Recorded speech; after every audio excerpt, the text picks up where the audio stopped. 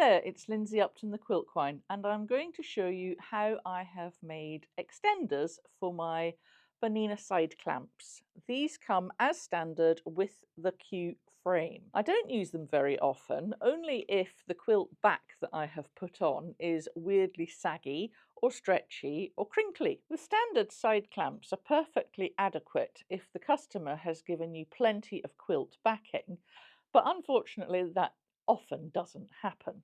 So I have made these extenders that click into the original clamps like this, and they are magnetic. The magnets are very strong and they can hold onto the quilt backing. So to make one, I have a piece of fabric that is 5.5 inches wide by around about 22 to 24 inches long. This happens to be joined together out of scraps because this is the very last piece of this fabric that I had. You iron it right sides together so that you can see the outside, the wrong side. And I'm going to take it to my domestic sewing machine. So this short edge, approximately a third, leave a gap, sew the bottom third and round the corner to the other short side. I'll show you when I've done it. So it's all sewn except that there is a gap in the middle, and I'm going to use that gap to turn it the right way round. I've turned it the right way round now and given it a good press with the iron. Now I'm going to take one magnet at a time.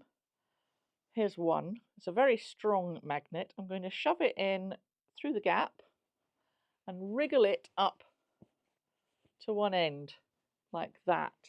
It's in there. The thing I need to do now, which is very important, is take my zip foot on my domestic sewing machine, put a line of stitches along here to trap the magnet in place. Because if I don't, it might do a somersault inside and then the two magnets won't stick together. They will repel each other. Once you've got one of the magnets trapped in place, you're then going to post the other magnet up to the other end and make sure that they're going to stick together. Now just double check that those magnets are going to stick, and then you can sew that little gap shut. Finally, I like to run a little line of stitching a couple of inches in from the fold at the opposite end to the magnets because it's easier to poke it into the clamps.